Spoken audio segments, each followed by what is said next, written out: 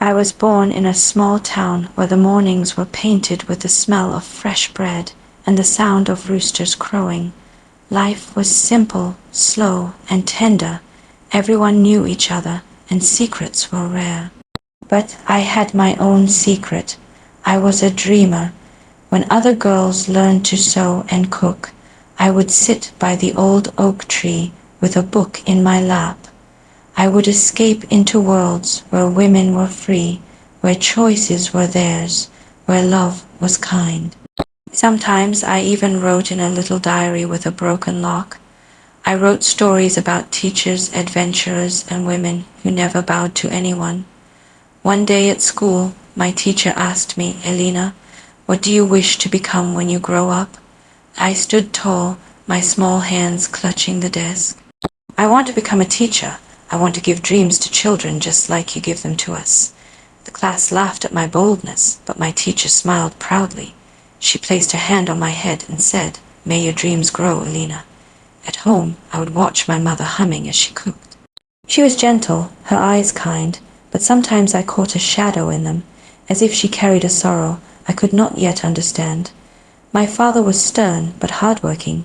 He often said, "A girl's honor is her marriage." I never fully understood what he meant. Back then, I thought my wings would carry me anywhere. I didn't know that soon they would be clipped before I could even fly. Chapter 2. The decision. It was winter when my childhood ended. One evening, I was called to my parents' room. The fire crackled in the hearth, but the warmth didn't reach me. My mother sat with her hands folded tightly, and my father stood by the window, his back to us. "Elena," my mother began, her voice trembling, "we have found a husband for you." My heart froze. I laughed nervously. "A husband, Mama? I am only 19. I want to study, I want to teach. Please, I am not ready." She avoided my eyes. "Elena, he is wealthy. He is respected. He will provide everything you need." "But Mama," I whispered desperately, "I don't want riches. I want dreams. I want a life that belongs to me." My father turned suddenly, his eyes hard as stone. "Enough. A girl does not choose her path. Marriage is her path. This decision is final." I felt my knees weaken. Tears blurred my vision. That night, I locked myself in my room.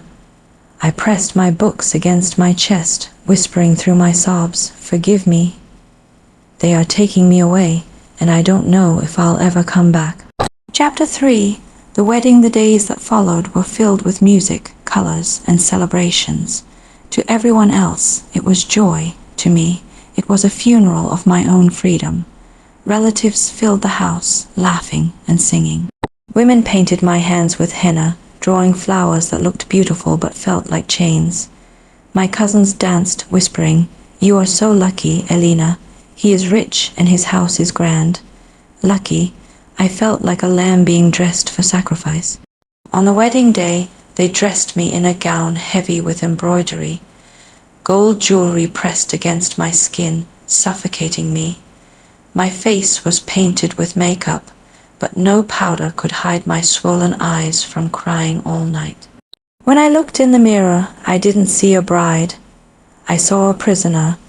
During the ceremony, my hands shook as I placed them in his. The man who was now my husband. He was much older, his eyes sharp, his smile filled with pride, not love. To him, I was not Elena. I was property. As people clapped and cheered, my soul screamed silently inside me. Chapter 4. The first night. That night, I was taken to his house. It was a palace, golden walls, marble floors, chandeliers hanging like stars. Everyone whispered, "You are blessed, Elena. You will live like a queen." But queens have power. I had none. They led me into a bedroom decorated with roses and candles. The scent of flowers was overwhelming, making me nauseous. I sat at the edge of the bed, my heart racing painfully. The door creaked open. He entered, smiling. "Elena," he said softly but firmly, "you are mine now." Those words burned into me. "You are mine now." I wanted to shout, I am not yours, I am mine, but my lips stayed frozen. That night my childhood died. That night my silence began. That night I became a wife in the eyes of the world, but inside I became a ghost. Chapter 5. The days after the days turned into weeks, and every day felt heavier. I was told when to wake, when to eat, when to smile. My voice became smaller each day, until it almost disappeared. Once I asked timidly, "Can I read my books?" He frowned. "Books, foolishness. A wife does not waste time with such nonsense." Another time I whispered, "Can I visit my mother, just for a little while?" His eyes turned cold. "Your family is here now. Forget your past. Forget my past. My past was all I had left." At night, when he slept beside me, I turned my face to the wall and cried silently. My tears soaked the pillow, and my soul begged for freedom. But no one heard me. Chapter 6. The golden cage. The house was grand, filled with beauty, but to me it was a golden cage. The windows were wide, but I was never allowed to cross them. The doors were open, but the rules chained me tighter than locks. Every morning I dressed like a queen. Every evening I dined like royalty, but inside I was shrinking. Sometimes I stood by the window, watching children laugh and play in the streets. Their laughter pierced my heart. Once I had laughed like that too. Once I was free. Now I was a bird with broken wings, staring at the sky it could never touch. Chapter 7. My secret world, but even cages cannot silence every bird. One night, when the house was silent, I found paper and a pen in an old drawer. My hands shook as I held them. Slowly I began to write. At first the words were small, broken. Then they poured out like a river, my pain, my anger, my lost dreams. I wrote letters to myself, to God, to the world that could never hear me. Every night I wrote secretly, hiding the papers under my mattress. Those pages became my wings. In them I was Elena again, not a wife, not a prisoner, but a soul still alive. Through writing I survived. Chapter 8. The breaking point. One evening, after a long day, he shouted at me. His voice thundered, "You will do as I say. You are my wife. You belong to me." I froze, his words stabbing me like knives. I ran into the bathroom, locked the door, and collapsed on the floor. Tears poured down my face as I whispered, "Why, God, why did you give me dreams only to crush them? Why don't my wishes matter?"